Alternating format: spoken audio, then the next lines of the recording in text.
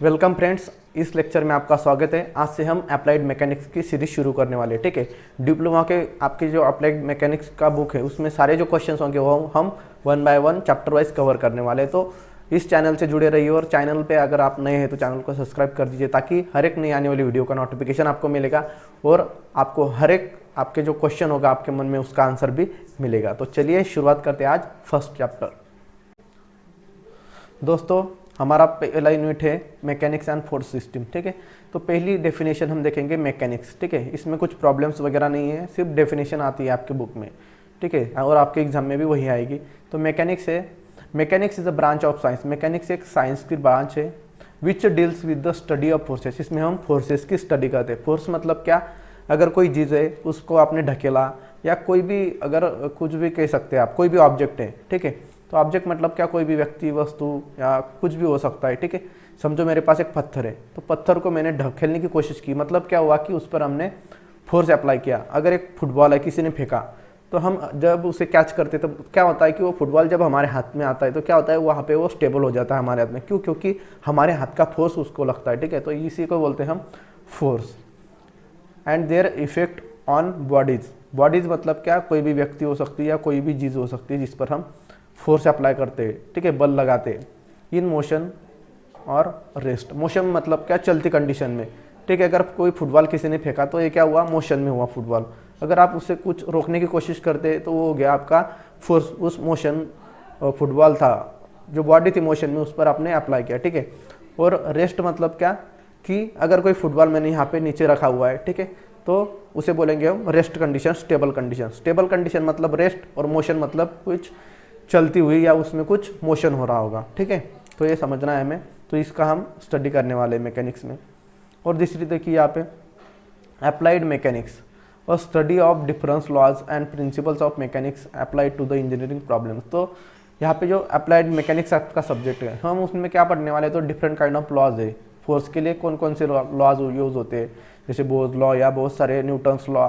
ठीक है, इस तरह से लॉज हम पढ़ने वाले हैं। और principle of mechanics of applied to the engineering problem is known as applied mechanics और इंजीनियरिंग मैकेनिक्स। तो हम इसमें क्या करेंगे कि बहुत सारे प्रिंसिपल लॉ देखेंगे जो फोर्स के रिलेटेड है, और इसी को हम अप्लाइड मैकेनिक्स बोलते हैं।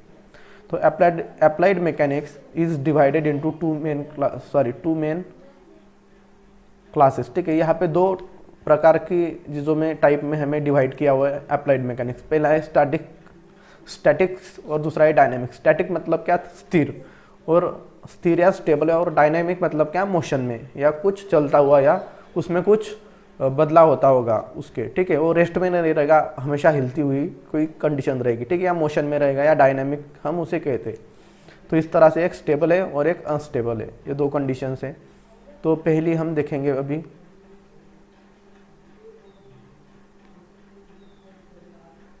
एक मिनट इसे रफ कर देता हूँ मैं।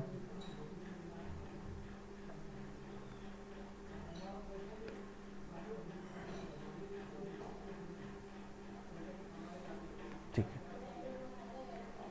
अभी देखिए हम पहला देखते हैं स्टैटिक्स। तो स्टैटिक मतलब क्या होता है, तो स्टैटिक मतलब it is the branch of applied mechanics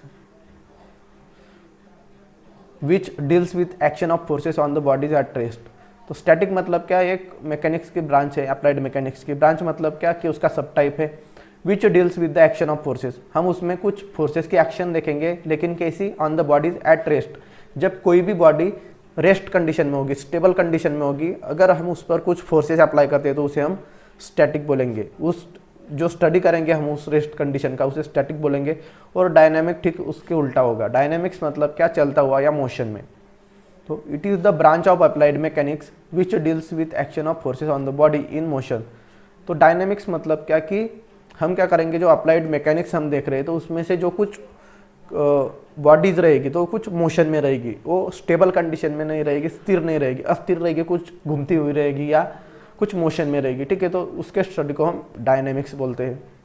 इस तरह की डेफिनेशन भी आपको आ सकती है। ठीक है, फिर नेक्स्ट है काइनेटिक्स। तो काइनेटिक्स क्या होता है, it is that branch of dynamics which deals with action of forces on bodies in motion considering mass of body and force causing motion. तो काइनेटिक्स क्या है कि डायनेमिक्स का ही एक सब टाइप है। तो उसमें क्या करते हैं, which deals with the action of forces on body in motion. तो जैसे हम डायनेमिक्स में मोशन बॉडी का स्टडी करते हैं, इसमें भी हम मोशन, जो बॉडी होगी वो मोशन में होगी, कुछ उसमें कुछ मोशन होगा या कुछ अस्थिर रहेगी, वो स्टेबल नहीं रहेगी body, considering mass of the body and forces causing motion. तो इसमें हम क्या देखेंगे कि जो फोर्सेस बॉडी में अप्लाई हो रहे हैं मोशन में, अगर फुटबॉल है, कोई फुटबॉल में यहाँ से फेंका मैंने, तो जो फुटबॉल यहाँ से उस तरफ जाते रहेगा, तो अगर उस मोशन कंडीशन में किसी ने उस पर फोर्स अप्लाई किया, ठीक है, तो हम जब वो फोर्स अप्लाई करेंगे तो उसके साथ में हम क्या कंसिडर करेंगे कि उसकी मास ऑफ बॉडी, तो फुटबॉल का वजन कितना है, कितना मास है उसका, और दूसरा है और जो फोर्स अप्लाई किया उससे कितना हमें आउटपुट मिला या उस फोर्स से क्या बदला हुआ उस बॉडी में, ठीक है, वो हम स्टडी करेंगे, उसे को बोलते हैं हम काइनेटिक्स। अगला है हमारा काइनेमेटिक्स। काइनेमेटिक्स मतलब क्या है कि वो काइनेटिक्स का उल्टा है काइनेमेटिक्स, ठीक है। It is the branch of dynamics, ये भी डायनेमिक्स का ही टाइप है।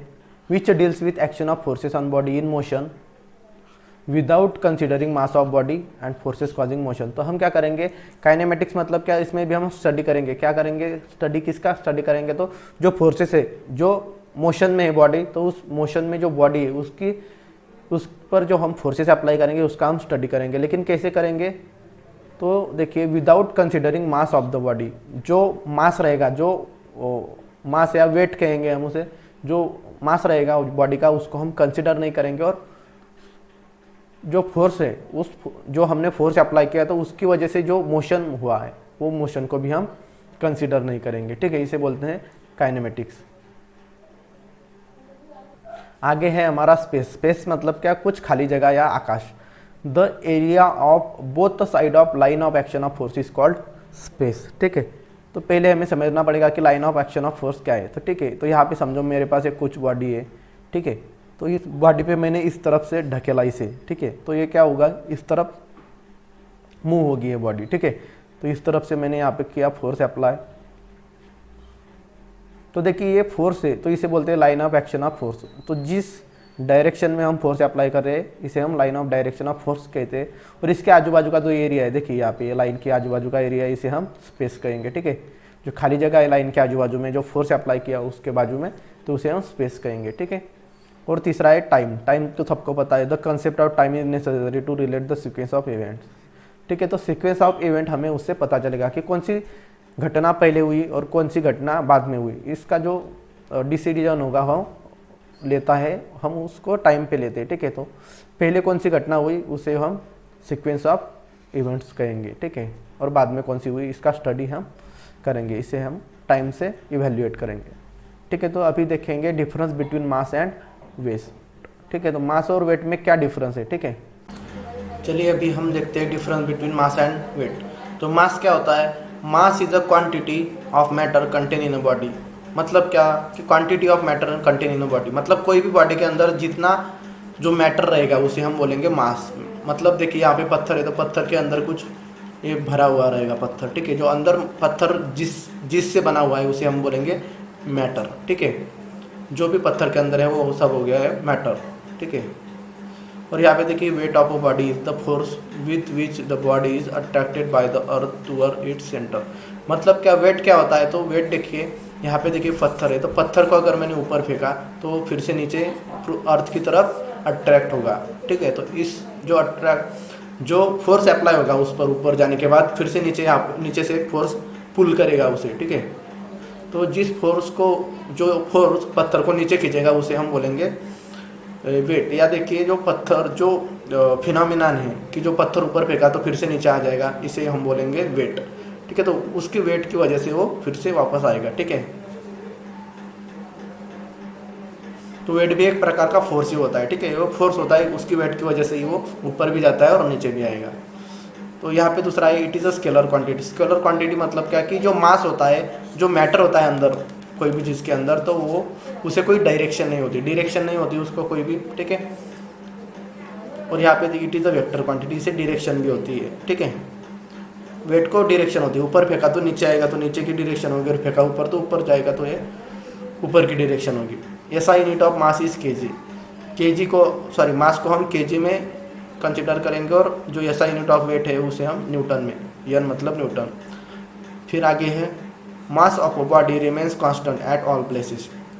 अगर पत्थर के अंदर जो मैटर है हमारा, तो मास मतलब मैटर होता है, तो वो मैटर पत्थर के अंदर है, ऊपर में चांद पर लेके गया तो वहाँ पर चांद के ऊपर भी जो मैटर जितना है पत्थर के अंदर उतना ही रहेगा, लेकिन जो वेट है पत्थर का वो चेंज हो जाएगा। ठीक है, तो ये चीज़ हमें, क्योंकि वहाँ पे ग्रेविटेशनल फोर्स अलग होगा, तो इसलिए वेट अलग होता है ऑल प्लेसेस पे। Weight of a body changes from place to place. फिर है relation between mass and weight. तो मास और वेट के अंदर रिलेशन क्या है दोनों के बीच में, तो वेट जो होता है वो मास और ग्रेविटी की मल्टीप्लिकेशन के इज इक्वल टू में होता है। मास मल्टीप्लाई बाय जी मतलब ग्रेविटी। ठीक है, ग्रेविटेशनल फोर्स। तो ये हो गया हमारा डब्ल्यू वेट। फिर अभी आगे देखते हैं हम,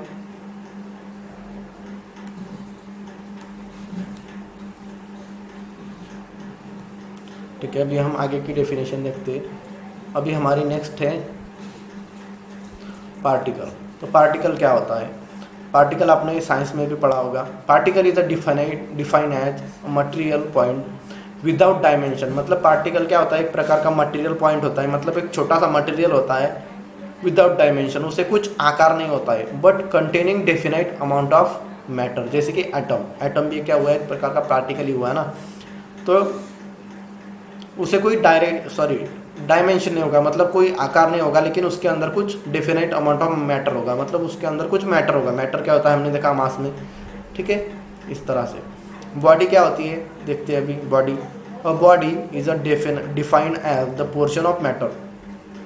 बॉडी क्या होता है? एक प्रकार का मैटर होता है which is limited in all direction. वो हर जगह से, हर दिशा से क्या होता है? लिमिटेड होता है। जैसे एक पत्थर है, तो पत्थर हर दिशा से, देखिए यहाँ पे ये पत्थर की बाहरी जगह है। ठीक है, तो ये बाहर से पत्थर यहाँ पे ख़त्म हो जाता है, इस तरफ तो पत्थर नहीं है। ठीक है, तो हर डायरेक्शन में वो लिमिटेड है, अनलिमिटेड नहीं है। ठीक है, ऐसा नहीं कि ये पत्थर है और एक दिशा में एकदम बहुत जा रहा है लंबा लंबा, इस तरह से नहीं है। ठीक है, इनफाइनाइट नहीं है, कुछ लिमिटेशन है उसके, इसलिए हम उसे लिमिटेड बोलेंगे। वो ऐसी बॉडी कि जो हर जगह से लिमिटेड है डायरेक्शन में, तो उसे हम बोलेंगे बॉडी।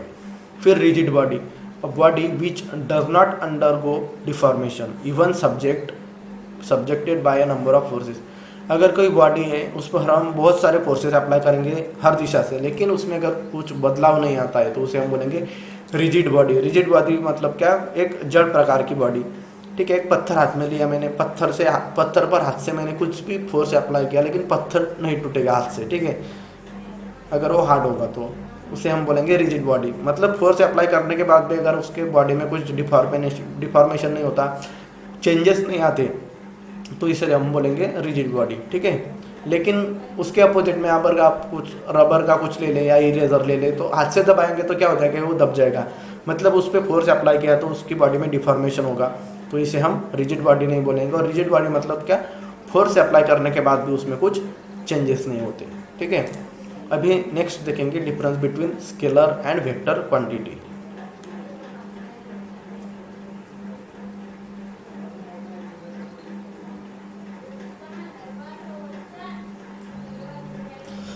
फिर देखिए स्केलर क्वांटिटी क्या होता है, अभी देखेंगे, और फिर वेक्टर क्वांटिटी क्या होता है।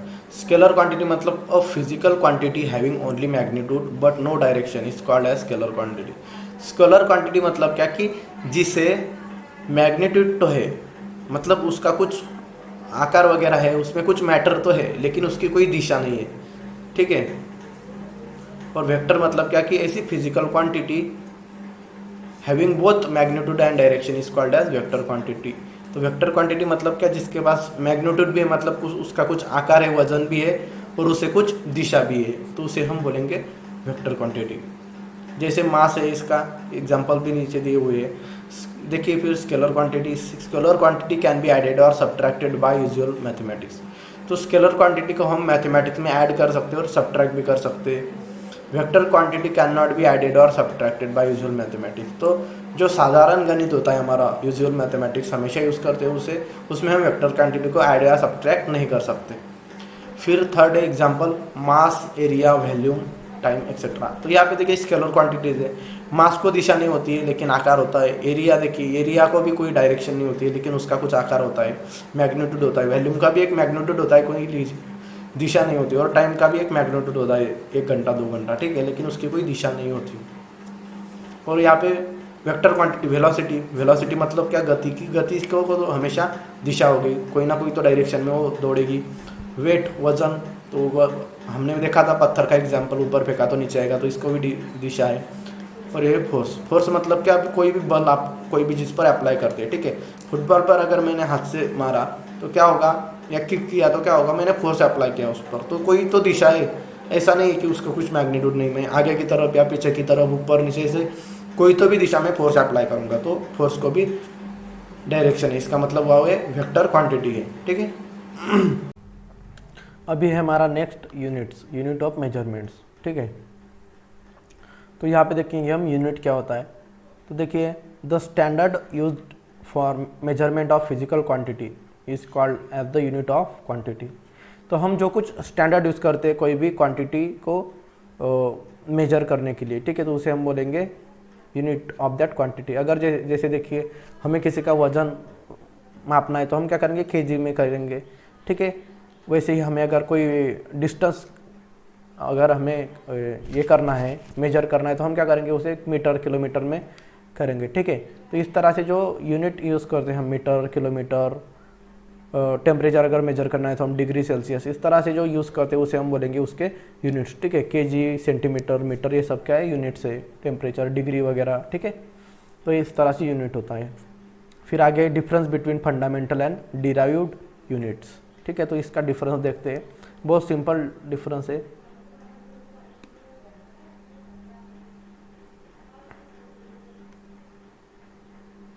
हाँ, तो यहाँ पर देखिए फंडामेंटल यूनिट्स क्या होते हैं, देखेंगे पहले डेफिनेशन है उसकी।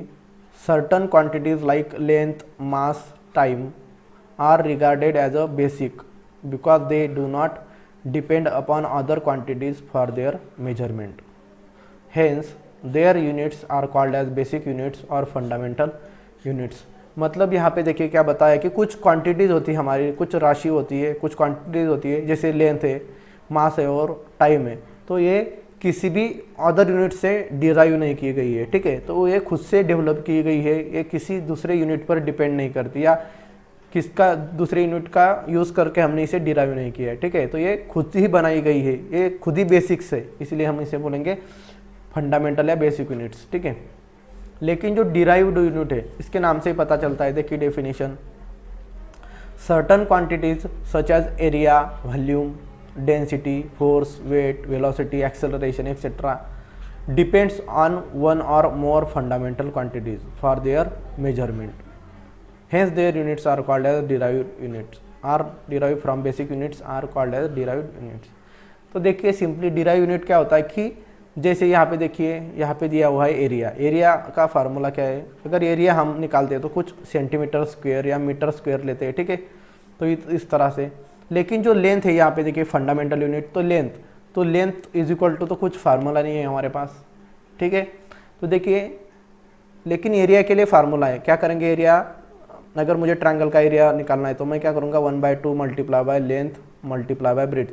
तो एरिया जो डिपेंडेंट है वो किस पर डिपेंडेंट है, लेंथ और बेस पे डिपेंडेंट है, ठीक है। तो इसलिए ये जो डिराइव्ड यूनिट है, मतलब क्या कि जो दूसरे यूनिट का यूज़ करके डिराइव किए गए हैं उसे हम बोलेंगे डिराइव यूनिट। और जो कौन से यूनिट से डिराइव किए गए होंगे, तो फंडामेंटल यूनिट जो यूनिट्स होते हैं हमारे, उसका यूज़ करके हम डिराइव करते हैं डिराइव यूनिट्स, ठीक है। मतलब वो डिपेंडेंट होते हैं फंडामेंटल यूनिट्स पे, ठीक है। तो हम शॉर्टकट में ऐसे ही बोल सकते हैं कि डिराइव यूनिट मतलब क्या कि ऐसे यूनिट जो फंडामेंटल यूनिट्स पर डिपेंडेंट होते हैं। फिर देखिए फंडामेंटल यूनिट्स का second point, these are small in number. तो फंडामेंटल यूनिट्स बहुत ही लिमिटेड है, बहुत ज़्यादा नहीं है, ठीक है। लेकिन डिराइव्ड यूनिट क्या है, these are large in number, और डिराइव्ड यूनिट बहुत सारे हैं, आपको बहुत सारे मिल जाएंगे, स्पीड वगैरह बहुत सारे, ठीक है, फोर्स, एक्सेलरेशन, इस तरह से। फिर थर्ड पॉइंट है example, fundamental units of length, mass and time is SI units are in metre, KG, second respectively. तो देखिए फंडामेंटल यूनिट्स, लेंथ हम समझो मीटर में कंसिडर करेंगे, मास केजी में, और टाइम हम सेकंड में कंसिडर करते हैं, ठीक है। तो ये किसी पर डिपेंडेंट नहीं है। लेकिन यहाँ पे देखिए डिराइव यूनिट्स का क्या है, for example derive units of force from basic unit is as follow.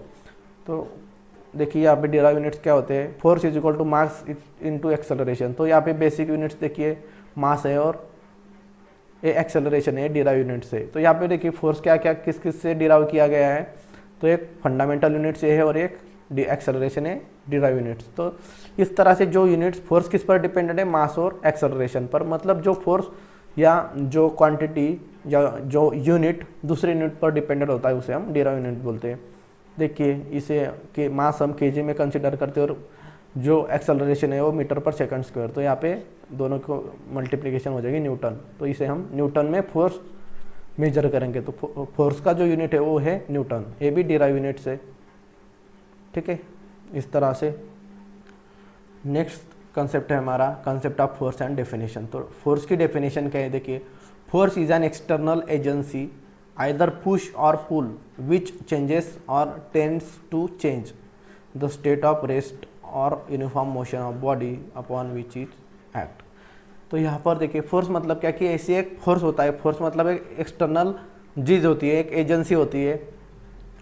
तो उससे क्या होता है कि एक बॉडी यहाँ पर समझो यहाँ पे, तो हम पुश मतलब क्या कि ढकेलना आगे, और पुल मतलब क्या आगे पीछे से आगे पर। समझो आपके पीछे कोई चीज़ है, तो अगर आप उसको रस्सी से खींचोगे तो उसे बोलेंगे हम पुल, लेकिन पीछे से धक्का दोगे तो उसको बोल देंगे हम पुश, ठीक है। तो पुल और पुश के बीच में आपको फर्क समझ गया होगा। विच चेंजेस टेंड्स, और जो पुल करते या पुश करते कोई भी बॉडी को, तो उससे क्या होगा कि अगर उससे कुछ उसमें चेंज आएगा, मतलब उसका जो स्टेट है, अगर वो कोई चीज़ स्थिर है तो फोर्स लगाने के बाद क्या होगी, वो कुछ मोशन में आ जाएगी, ठीक है। तो उसमें चेंज होगा उसके स्टेट में। और यूनिफॉर्म मोशन ऑफ बॉडी, या कोई बॉडी मोशन में है, ठीक है, और मोशन में कोई बॉडी जा रही है, अगर आप उस पर कुछ फोर्स अप्लाई करते हैं, जैसे एक गाड़ी है तो गाड़ी पर क्या हुआ, गाड़ी चल रही है, लेकिन अगर आपने फोर्स अप्लाई किया, ब्रेक दबाया, तो क्या हो जाएगा, जो मोशन में है यूनिफॉर्म मोशन में चीज़, वो क्या हो जाएगी, स्थिर हो जाएगी। तो ऐसे अगर स्थिर बॉडी मोशन में आ जाती है या मोशन बॉडी स्थिर हो जाती है या उसमें कुछ बदलाव आते हैं, तो उसे हम बोलेंगे फोर्स। और वो फोर्स पर डिपेंडेंट होता है कि वो या बॉडी चेंज होगी या किस डायरेक्शन में जाएगी, ठीक है। तो किस तरह से आप फोर्स अप्लाई करेंगे उस पर डिपेंड रहेगा, इसे बोलते हैं फोर्स। ऐसा यूनिट्स ऑफ फोर्स। तो ऐसा यूनिट्स क्या है हमारा फोर्स का, तो देखिए as per Newton's second law of motion force is product of mass and acceleration. Newton का सेकंड लॉ है हमारा कि फोर्स जो होता है वो product of mass and acceleration होता है, दोनों का मल्टीप्लिकेशन होता है, प्रोडक्ट मतलब। तो force is equal to mass into acceleration, ये मतलब मास, और a into a is equal to क्या होता है हमारा एक्सेलरेशन होता है, ये मतलब। तो ऐसा यूनिट ऑफ फोर्स क्या हो जाएगा, तो यहाँ पे मास हम कंसिडर करेंगे केजी में और एक्सेलरेशन होता है मीटर पर सेकंड। तो दोनों का मल्टीप्लिकेशन क्या हो जाएगा, KG multiply by metre per second square, और इसे हम एक साथ बोलेंगे Newton's. So therefore SI unit of force is Newton and it is denoted by N। तो न्यूटन हम जो फोर्स होता है हम उसे न्यूटन में मेजर करेंगे और उसका जो यूनिट होता है वो न्यूटन होता है, ठीक है। यहाँ पे देखिए कुछ एग्जांपल्स दिए हुए हैं आपको, बहुत इंपॉर्टेंट है। 1 किलो न्यूटन मतलब 1 kN मतलब 1 किलो न्यूटन, 1 किलो न्यूटन मतलब का 10 क्यूब N, मतलब क्या करेंगे कि 10 पर 3 0 लगा देंगे, उतना हो जाएगा। तो 1, और यहाँ पे देखिए 1 mega newton is equal to 10⁻⁶ newton, और 1 giga newton is equal to 10⁹ newton, इस तरह से, ठीक है। फिर आगे है हमारा unit newton force, 1 unit force. Unit newton मतलब यूनिट मतलब 1 न्यूटन फोर्स, ठीक है। तो यहाँ पर देखिए सिंपल डेफिनेशन है, ठीक है, इसमें कुछ ज़्यादा ये नहीं है समझने वाला, ठीक है। आप सिर्फ समझ जाइए कि इसका मतलब क्या होता है, ठीक है, फिर आप अच्छे से इसका आंसर भी दे पाओगे, ठीक है। तो ज़्यादा ये इम्पोर्टेंट नहीं है, सिर्फ आपको एग्जाम में कुछ 6 मार्क्स के क्वेश्चन आएंगे इस पर, ठीक है। तो यूनिट न्यूटन फोर्स और 1 newton force is that force which when acts on a body of mass 1 kg produces an acceleration of 1 metre per second square in it. तो मतलब क्या 1 न्यूटन फोर्स क्या होता है कि अगर मैंने कुछ फोर्स अप्लाई किया, अगर 1 kg ऑफ मास है, ठीक है, एक बॉडी है हमारे पास, उसका मास है 1 kg, और अगर हमने उस पर कुछ फोर्स अप्लाई किया, पुल या पुश फोर्स, तो क्या होगा कि अगर उसका एक्सेलरेशन होगा 1 मीटर पर सेकेंड स्क्वायर के स्पीड से उसका एक्सेलरेशन होगा तो उसे हम 1 न्यूटन फोर्स कहेंगे, ठीक है। तो इस तरह से मेजर करेंगे हम न्यूटन फोर्स को। तो यहाँ पे देखिए एक बॉडी है, इसका मास है 1 kg दिया हुआ, इस पर मैंने एक फोर्स अप्लाई किया पुल, तो यहाँ पे 1 न्यूटन फोर्स अप्लाई हुआ। मतलब क्या हुआ कि जो 1 kg बॉडी है वो 1 मीटर पर सेकंड स्क्वायर के स्पीड से आगे जाएगी या पीछे जाएगी, ठीक है, इस तरह से। फिर यहाँ पे कुछ कैरेक्टरिस्टिक्स है फोर्स के, वो देखेंगे।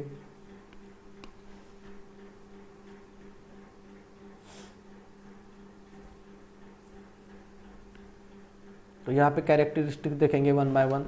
देखिए, और force is a vector quantity. हमें पता है कि फोर्स को मैग्नीट्यूड भी होती है और डायरेक्शन भी, इसे ही बोलेंगे हम vector. It is specified by the following characteristics. तो फोर्स को नीचे कुछ कैरेक्टरिस्टिक्स है वो होते हैं, ठीक है। तो पहला है मैग्नीट्यूड। मैग्नीट्यूड मतलब क्या? द क्वांटिटी ऑफ फोर्स, मतलब उसका जैसे हम वजन कहेंगे इस तरह से मैग्नीट्यूड बोलते हैं हम उसको, ठीक है। उसकी कुछ वैल्यू रहेगी। डायरेक्शन मतलब क्या? The direction of the line along which the force act, it is called as the line of the force. मतलब क्या? एक बॉडी है, बॉडी पर मैंने यहाँ पे फोर्स अप्लाई किया तो ये फोर्स इस दिशा में अप्लाई किया तो ये होगी हमारी लाइन ऑफ एक्शन, ठीक है, लाइन ऑफ फोर्स। तो इसे कुछ दिशा होगी तभी तो हम फोर्स अप्लाई करेंगे, ठीक है। तो फोर्स को डायरेक्शन भी होता है, मैग्नीट्यूड भी होती है। फिर होता है point of application, the point eight which the force act on the body. मतलब जिस पॉइंट पर फोर्स एक्ट हो रहा है, जैसे मैंने यहाँ पर फोर्स अप्लाई किया तो इस पॉइंट पर फोर्स अप्लाई होगा, ठीक है। तो क्या होता है कि फोर्स अप्लाई करेंगे तो एक स्पेसिफिक पॉइंट पर अप्लाई होता है। सेंस और नेचर, तो कौन से नेचर के फोर्सेस होते हैं? तो यहाँ पे 2 प्रकार के नेचर है हमारे जो फोर्सेस के, एक है पुल और यहाँ पे दूसरा है पुश। आपको पहले ही बताया मैंने। पुल मतलब क्या कि पीछे से आप कोई चीज़ आपके पीछे है और आप आगे से उसको ओढ़ रहे हैं, ठीक है, खींच रहे हैं। तो क्या हुआ, अगर पीछे से कोई चीज़ है, अगर आप उसको, जैसे हमारे पास दरवाज़ा है तो दरवाजे को आप आपकी तरफ खींचोगे तो इसे बोलेंगे पुल। अगर बाहर की तरफ ढकेलोगे तो उससे बोलेंगे पुश, ठीक है। ये फर्क आपको समझना है। यहाँ पर देखिए सेंस ऑफ नेचर पुल और पुश होता है। पुल क्या होता है? If the arrow head is pointed away from the point of application the force is pull.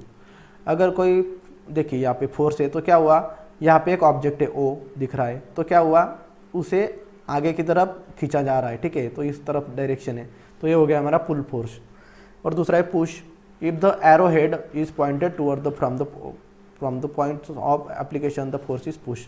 अगर यहाँ पे कोई ऑब्जेक्ट है तो उसकी तरफ अगर मैं उसे ढकेलूँगा आगे, देखिए यहाँ पे तो इसे हम बोलेंगे पुश फोर्स। अगर कोई ऑब्जेक्ट की तरफ आपका एरो होगा फोर्स का तो उसे हम बोलेंगे पुश फोर्स, और ऑब्जेक्ट से बाहर जा रहा होगा आपका एरो तो उसे हम बोलेंगे पुल फोर्स, ठीक है।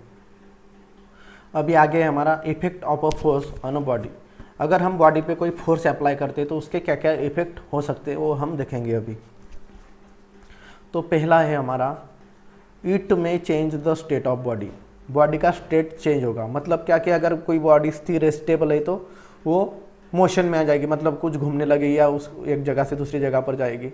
और अगर कुछ बॉडी मोशन में है तो वो स्थिर हो जाएगी। मतलब गाड़ी का ब्रेक लगाया चलती गाड़ी का, तो जो मोशन में गाड़ी थी तो आपने फोर्स अप्लाई किया, ब्रेक दबाया, इसका मतलब क्या हो गया, वो स्टेबल हो गई। लेकिन अगर कोई गाड़ी बंद है, उसकी आप चाबी घुमाते हो और आगे लेकर जाते हो गाड़ी को, तो मतलब जो रेस्ट कंडीशन से मोशन में आ गई। तो इस तरह से दो इफेक्ट हो सकते हैं फोर्स के। एक तो जो घूमती हुई चीज़ होगी वो स्टेबल हो जाएगी, या स्टेबल चीज़ अनस्टेबल हो जाएगी, ठीक है।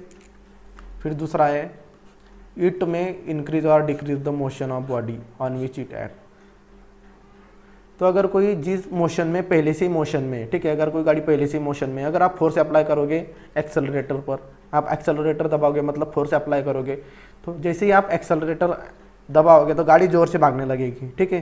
तो उसे हम बोलेंगे क्या हुआ कि मोशन में जो थी तो उसकी क्या हो गई, और ज़्यादा मोशन इंक्रीज हो गया, ज़्यादा मोशन आ गया उसमें, ठीक है। लेकिन उसके उल्टा कोई गाड़ी चल रही है, ब्रेक आपने दबाया तो गाड़ी धीरे धीरे चलने लगेगी, ठीक है। तो इस तरह से फिर फोर्स अप्लाई किया आपने तो क्या हुआ, उसका मोशन डिक्रीज हो सकता है या इंक्रीज हो सकता है। फिर तीसरा है इट में rotate the body on which it act. तो और एक कंडीशन है कि अगर आप कोई बॉडी पे फोर्स अप्लाई करोगे तो वो रोटेट होना शुरू कर सकती है। मतलब एक फुटबॉल है, फुटबॉल को आप लात मारेंगे मतलब फोर्स अप्लाई करेंगे तो क्या होगा, फुटबॉल रोटेट होते हुए जाएगा, सीधा तो नहीं जाएगा वैसे के वैसे, ठीक है। तो इसे इस तरह से भी हो सकता है, ठीक है। ज़रूरी नहीं कि हर एक चेंज फोर्स अप्लाई करने के बाद होगा, कोई चारों में से कोई ना कोई तो फोर्स, कोई ना कोई इफेक्ट होगा बॉडी पर, ठीक है। या तो रोटेट होगी, या मोशन में आ जाएगी, या मोशन धीरे हो जाएगा, या फास्ट चलेगी। और लास्ट है इट में deform the body on which act. या अगर मैंने कोई चीज़ है, अगर समझो हमारे पास कोई प्लास्टिक का बॉल है, अगर हमने उस पर जोर से पत्थर डाला तो क्या हो जाएगा, वो टूट जाएगा, मतलब डिफॉर्म हो जाएगी बॉडी, ठीक है। तो उसमें चेंज हो गया बॉडी में, अगर हमने वो पत्थर मारा मतलब क्या हुआ, फोर्स अप्लाई किया तो वो बॉडी डिफॉर्म हो जाएगी, मतलब उसका आकार चेंज हो जाएगा। जैसे एक रबर है हमारे पास, इरेजर होता है, तो इरेजर को अगर हमने हाथ से अगर ऐसे दबाया तो क्या हो जाता है, वो दब जाता है, मतलब क्या वो डिफॉर्म हो जाता है, ठीक है। तो इस तरह से चारों में से कोई ना कोई इफेक्ट तो बॉडी पर होगा ही जब आप फोर्स अप्लाई करेंगे, ठीक है। फिर आगे है हमारा सिस्टम ऑफ फोर्सेस, ठीक है। अभी से आपको बहुत अच्छे से ध्यान देना है क्योंकि ये इस पर ही आपका पूरा मैकेनिक्स डिपेंडेड है। आपके 3 से 4 चैप्टर फोर्सेस पर ही है, ठीक है।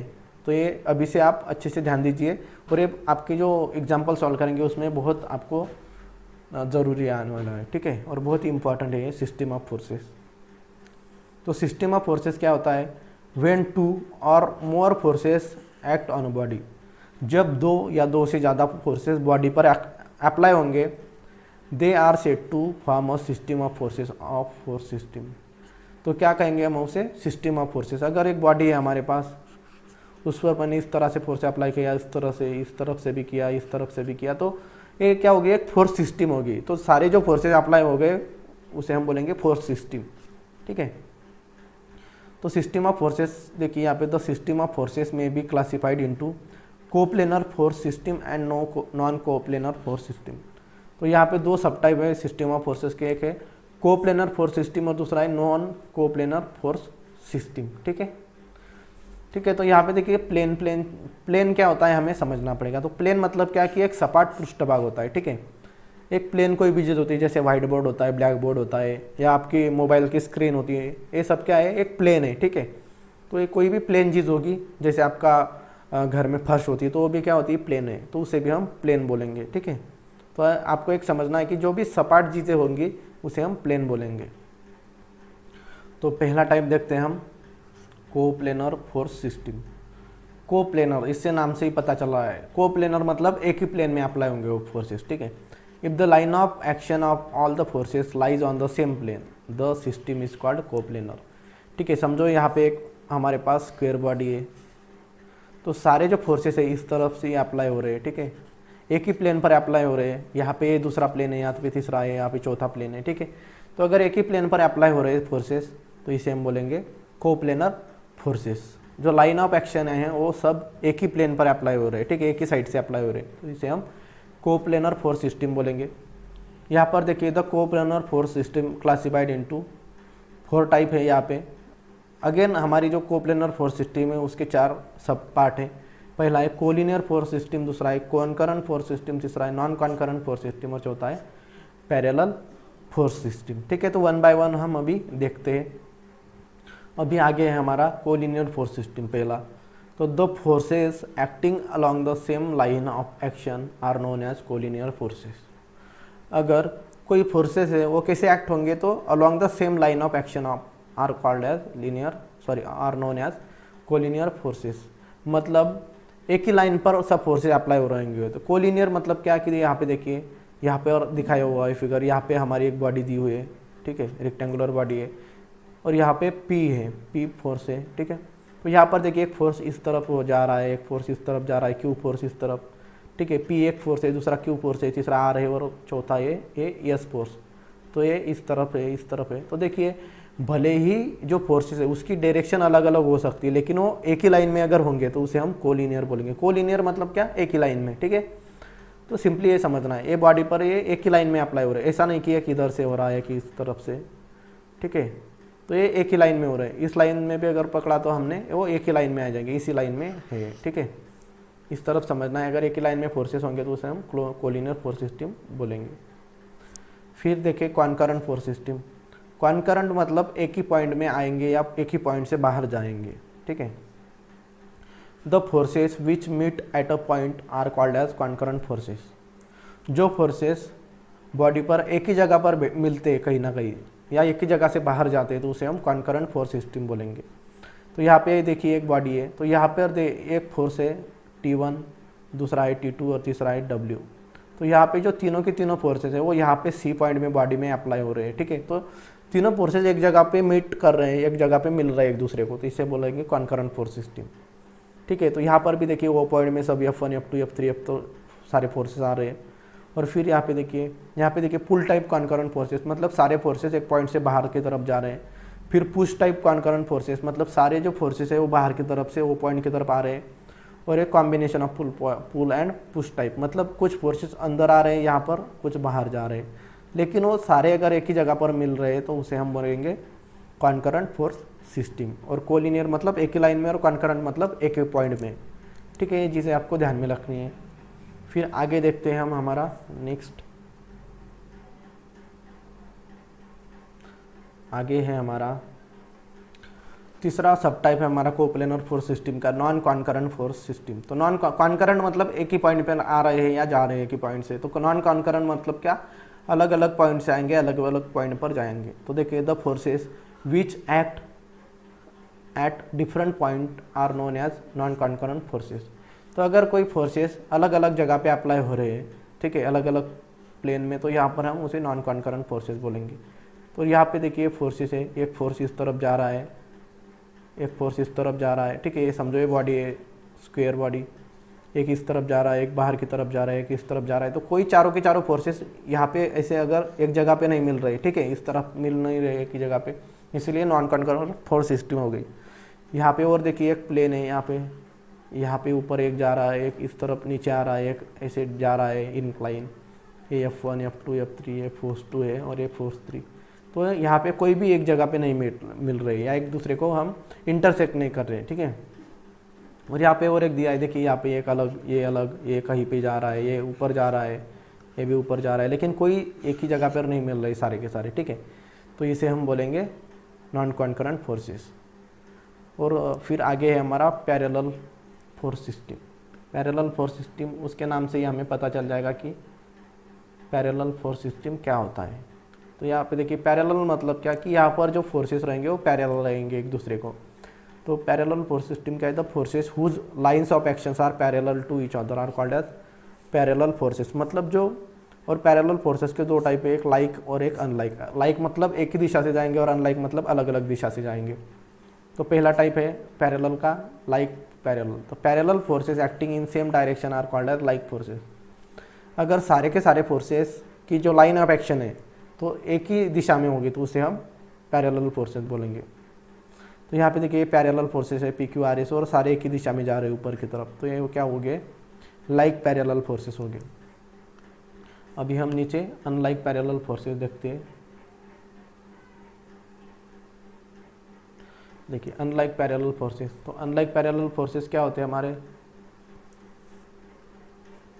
Parallel forces acting in opposite direction are called unlike parallel forces. मतलब क्या, कि जो पैरेलल फोर्सेस तो पैरेलल है लेकिन वो अलग अलग दिशा से जा रहे हैं। देखिए यहाँ पे एक ऊपर एक नीचे जा रहा है, F3 ऊपर और F4 नीचे जा रहा है, अलग अलग दिशा से जा रहे हैं लेकिन पैरेलल है, उसे हम अनलाइक पैरेलल बोलेंगे, ठीक है। फिर अभी नेक्स्ट देखते हैं हमारा,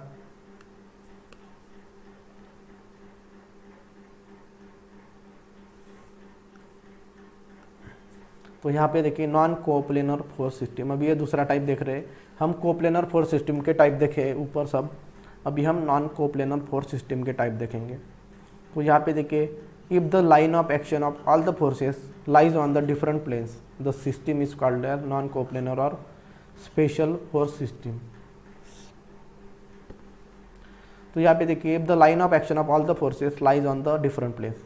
तो कोप्लेनर मतलब एक प्लेन में, और यहाँ पे नॉन कोप्लेनर है मतलब अलग अलग प्लेन पर अलग अलग दिशा से अलग अलग डायरेक्शन से फोर्सेस अप्लाई होंगे, ठीक है। तो इसे नॉन कोप्लेनर फोर्सेस बोलेंगे। The system is called non coplanar force system, अलग अलग प्लेन पर अप्लाई होंगे तो, ठीक है। तो देखिए classification of non coplanar forces है यहाँ पर। Non coplanar forces simply system is classified as follows. तो नॉन कोप्लेनर जो फोर्सेस है वो इस तरह से डिवाइड किए हुए हैं। पहला है non coplanar concurrent force system, तो नॉन कोप्लेनर है लेकिन कॉन्करेंट है। फिर यहाँ पे non coplanar non concurrent force system, और तीसरा है non coplanar parallel force system. तो वन बाय वन अभी इसे हम देखेंगे। देखिए पहला टाइप है नॉन कोप्लेनर फोर्स सिस्टम का, non coplanar concurrent force system. Concurrent मतलब क्या, एक ही पॉइंट से निकले हुए या एक ही पॉइंट से आने वाले, ठीक है, एक ही पॉइंट में आएंगे या एक ही पॉइंट से जाएंगे, तो इसे हम non coplanar concurrent force system बोलेंगे। तो यहाँ पे देखिए these forces exist in different planes but passes a common point of application. मतलब देखिए यहाँ पे हमारे पास एक फिगर निकाली हुई है 3D फिगर। तो यहाँ पर जो फोर्सेस है वो यहाँ इस कोने में, मतलब यहाँ पर जो कोना है उसी कोने में अप्लाई हुए हैं लेकिन डिफरेंट प्लेन्स में। एक देखिए एक इस तरफ जा रहा है ये नीचे वाले प्लेन में, फिर ये उस तरफ के प्लेन में, ये इस तरफ के प्लेन में, और ये इधर जा रहा है, ठीक है। तो ये अलग अलग दिशा से जा रहे हैं, ठीक है, अलग अलग प्लेन में लेकिन एक ही पॉइंट से आ रहे हैं, तो इसे हम कॉन्करेंट फोर्स सिस्टम बोलेंगे। जैसे यहाँ पर देखिए इस तरह से है वो, ठीक है, इस तरह से देखिए ये एक प्लेन है, एक प्लेन है, दूसरा प्लेन है, यहाँ पर ये नीचे तीसरा प्लेन है। तो एक पहले प्लेन में, एक दूसरा प्लेन में और एक तीसरे प्लेन में जा रहा है, ठीक है, लेकिन एक ही पॉइंट से आ रहे हैं या जा रहे हैं। यहाँ पर मैं आपको समझाता हूँ। देखिए यहाँ पर समझो एक पॉइंट है, तो यहाँ से इधर जा रहा है, एक दूसरा इस प्लेन में जा रहा है, एक इस तीसरा प्लेन में, एक इस प्लेन में, एक दूसरा इस प्लेन में, तीसरा इस प्लेन में। मतलब ये कॉन्करेंट तो है लेकिन एक ही प्लेन में नहीं है, नॉन कोप्लेनर है, ठीक है। तो इस तरह से हमें समझना है, इसे बोलेंगे non coplanar concurrent force system. आगे वाला देखते हैं अभी। दूसरा सब टाइप है हमारा non coplanar non concurrent force system. These forces act in different planes and they do not passes one single point of application. तो यहाँ पे नॉन कोप्लेनर नॉन कॉन्करेंट मतलब एक प्लेन में भी नहीं और एक पॉइंट में भी नहीं आ रहे या जा रहे, ठीक है। तो यहाँ पे हम non coplanar non concurrent force system देखेंगे। तो यहाँ पे हमें दिख रहा है ये पहला प्लेन है, ये दूसरा प्लेन है, फिर ये हो जाएगा तीसरा प्लेन, ये चौथा प्लेन, ये पांचवा प्लेन, और ये नीचे से हो जाएगा छठवां प्लेन। ठीक है, इस तरह से अलग अलग प्लेन है। तो यहाँ पर देखिए एक फोर्स, ये तीसरे प्लेन में एक फोर्स है, ये दूसरा है, फिर ये अलग प्लेन में, ये अलग, इस तरफ अगर अलग है, इस तरफ ये अलग है, एक दूसरे से नहीं मिल रहे हैं और ये अलग अलग दिशा से अलग अलग प्लेन पर अप्लाई हो रहे हैं, ठीक है। तो इस तरह से हम इसे बोलेंगे non coplanar concurrent force, non coplanar non concurrent force system. तो थर्ड टाइप देखेंगे अभी। थर्ड है हमारा non coplanar parallel force system. मतलब नॉन कोप्लेनर मतलब एक प्लेन में नहीं रहेंगे लेकिन पैरेलल रहेंगे, ठीक है। तो देखिए these forces exist in different planes are parallel to each other. ये अलग अलग प्लेन में दिख रहे हैं अभी। यहाँ पे देखिए एक फोर्स इस तरफ है, नीचे जा रहा है, एक ऊपर जा रहा है, ये नीचे जा रहा है, ये ऊपर जा रहा है, फिर ये इस तरफ जा रहा है, लेकिन सारे फोर्सेस जो है एक दूसरे को पैरेलल है। देखिए अगर मैंने इसे बढ़ा दिया तो सारे फोर्स पैरेलल आ जाएंगे एक दूसरे को, ठीक है। दोनों में जो फोर्सेस में डिस्टेंस है हर एक दो फोर्सेस में तो वो सेम रहेगा, तो इसे हम पैरेलल फोर्स सिस्टम बोलेंगे, लेकिन नॉन कोप्लेनर है, अलग अलग प्लेन में अप्लाई हो रहे हैं, ठीक है। अभी हमारे नॉन कोप्लेनर सारे फोर्सेस हो गए। अभी हम रिप्रेजेंट कैसे करेंगे फोर्सेस को देखेंगे। तो देखिए यहाँ पे representation of forces by vector. तो यहाँ पर देखिए यहाँ पे एक फोर्स दिया हुआ है, ये ओ पॉइंट है, तो यहाँ से एक फोर्स अप्लाई हुआ है, F = 100 न्यूटन, और ये ईस्ट डायरेक्शन में जा रहा है, ठीक है। इसे नाम दे दिया है ये फोर्स है हमारा। तो यहाँ पे देखिए स्केल हमें लेनी पड़ेगी, तो कैसे रिप्रेजेंट करेंगे। तो 1 सेंटीमीटर = 25 न्यूटन। तो हम क्या कंसिडर करेंगे 1 सेंटीमीटर, जैसे हम ग्राफ निकालते हैं उसी तरह से, ठीक है। तो 1 सेंटीमीटर को हम 25 न्यूटन करेंगे। तो यहाँ पे तो 100 न्यूटन करना है, इसलिए हमारा 4 सेंटीमीटर हो जाएगा। तो वो ये डिस्टेंस हमारा 4 सेंटीमीटर हो जाएगा, ठीक है। यहाँ पर देखिए a force can be represented graphically by drawing a straight line segment parallel to the line of action of the forces. मतलब ये 100 न्यूटन का फोर्स है, उसको ही हमने पैरेलल एक लाइन निकाली, लेकिन उसकी कुछ स्केल ली। तो 1 सेंटीमीटर = 25 न्यूटन, क्योंकि पूरा 100 अगर हम पूरा 100 सेंटीमीटर निकालेंगे तो ये पॉसिबल नहीं है, ठीक है। तो इस तरह से हम स्केल ले लेते हैं, जैसे हम ग्राफ में लेते हैं। फिर the length of the line segment to a suitable scale represent the magnitude of the force. तो यहाँ पे हम कुछ स्केल ले लेंगे, तो यहाँ पे 1 सेंटीमीटर 25 न्यूटन रिप्रेजेंट कर रहा है, तो इस तरह से हम ले लेते हैं। फिर the arrow head of the line segment represent the direction of the force and sense of the force. तो यहाँ पे देखिए यहाँ पे एक एरो दिख रहा है आपको, और यहाँ पे भी ये एरो है। तो ये एरो क्या करता है कि दिशा दिखाता है कि कौन सी तरफ ये फोर्स जा रहा है, ये पुल है कि पुश है। तो यहाँ पे देखिए कुछ दिया हुआ है इंपॉर्टेंट, तो above method of representing a force graphically has its own limitation, hence Bhoj notation method is commonly use for the graphical representation of a force. तो क्या हुआ कि इस तरह से हर फोर्स को हम नहीं दिखा सकते, रिप्रेजेंट नहीं कर सकते, क्योंकि इसके कुछ लिमिटेशंस है, इसमें भी कुछ एरर्स आएंगे। तो यहाँ पे हम नीचे जो टॉपिक देखेंगे बोज नोटेशन, वो भी हम यूज़ कर सकते हैं। तो यहाँ पर देखिए representation of force by Bose notation. Bose एक साइंटिस्ट का नाम है, ठीक है, तो उसके कुछ नोटेशन है, तो उसका भी नाम दिया है बोज नोटेशन मेथड। तो फोर्स को कैसे रिप्रेजेंट करेंगे बोज मेथड से, तो देखिए in this method capital letter से P and Q are marked on the both side of the line of action of the force. तो यहाँ पे देखिए एक फोर्स दिया हुआ है, ठीक है, ये ईस्ट डायरेक्शन में जा रहा है।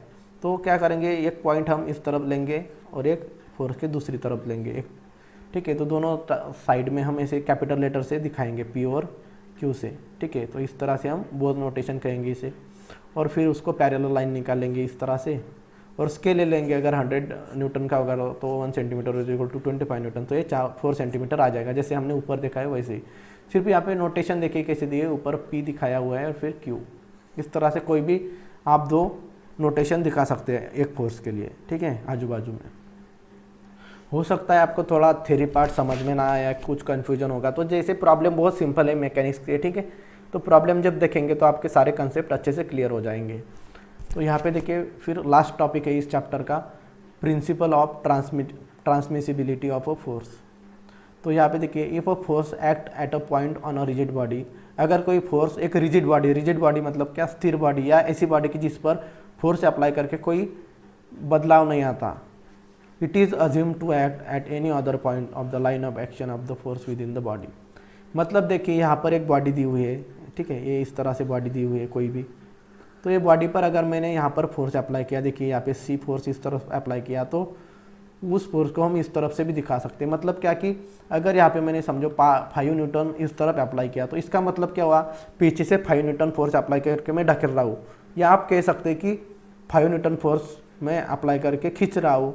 तो आप 5 न्यूटन फोर्स अप्लाई करके ढकेले या खींचे, दोनों का इफेक्ट सेम होगा।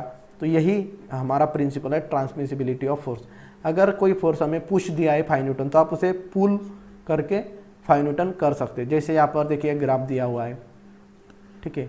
तो यहाँ पे फर्स्ट प्लेन में देखिए यहाँ पे फोर्स F अप्लाई किया गया है, यहाँ पे थीटा डिग्री पर, थीटा एंगल पर। तो यहाँ पर देखिए ये जो फोर्स है वो उसी प्लेन में, यहाँ पर देखिए ये पुश कर रहा है इस ओरिजिन को, लेकिन यहाँ पर इसकी डायरेक्शन इस तरफ होगी पुल, ठीक है। तो एक फोर्स अगर एक प्लेन में पुल होगा, सॉरी पुश होगा, यहाँ पर पुश फोर्स से ढकेला जा रहा है ओरिजिन को, यहाँ पे ओरिजिन से यहाँ पे खींचा जा रहा है, तो दोनों का इफेक्ट सेम होगा, ये दोनों फोर्स सेम ही है, ठीक है। दोनों देखिए यहाँ पे थीटा डिग्री कर रहे हैं, एक्स एक्सिस से सेम एंगल कर रहे हैं, ठीक है। तो इस तरह से हम दिखा सकते हैं। इसी तरह से अगर इस प्लेन में मैंने अगर कोई यहाँ पर देखिए इस प्लेन में समझो यहाँ पर मैंने एक फोर्स अप्लाई किया ओरिजिन की तरफ, ये हो गया पुश, तो यही फोर्स को मैं इस तरफ दिखाऊंगा तो ये हो जाएगा पुल, और यहाँ पर जो एक्स एक्सिस के साथ ये एंगल बना रहा है वही एंगल है इस एक्स एक्सिस के साथ बनाएगा। तो इस तरह से रिप्रेजेंट कर सकते। तो as per this principle if the force is push in any quadrant it component can be calculated by extending the line of action of force and making it pull. तो अगर कोई फोर्स हमें दिया हुआ है तो उसके कंपोनेंट हम निकाल सकते हैं, ठीक है। इस तरह से हम उसे लाइन ऑफ एक्शंस को एक्सटेंड करके, अगर एक क्वाड्रेंट में पुल है तो दूसरे में पुश होगा, और एक में पुश है तो दूसरे में पुल होगा। इस तरह से हम उसको देख सकते हैं। तो ये कंपोनेंट्स कैसे दिखाते हैं वो सेकंड चैप्टर में हम देखेंगे, ठीक है। बहुत सिंपल चैप्टर्स है, सिंपल एग्जांपल्स है, ठीक है, और ज़्यादा फार्मूलाज भी नहीं है, दो चार फार्मूलाज सिर्फ बस, और बहुत ही सिंपल है, कॉम्प्लिकेटेड भी नहीं है। तो ये बहुत ही सिंपल है, सिर्फ आप इस चैनल के साथ जुड़े रहिए और सीखते रहिए, क्योंकि बहुत सिंपल चैप्टर है ये, मैथ्स की तरह ही है, मैथ्स से भी बहुत ज़्यादा सिंपल चैप्टर है ये, ठीक है। और इस चैप्टर में भी बहुत सारे स्टूडेंट को आउट ऑफ मार्क्स मिलते हैं, क्योंकि ये थेरोटिकल 20% थेरोटिकल है, 80% है, ज़्यादा से ज़्यादा आपको प्रॉब्लम ही आएंगे 80%, ठीक है। तो मिलते हैं अगले चैप्टर में, कल के लेक्चर में, तब तक टेक केयर, बाय बाय।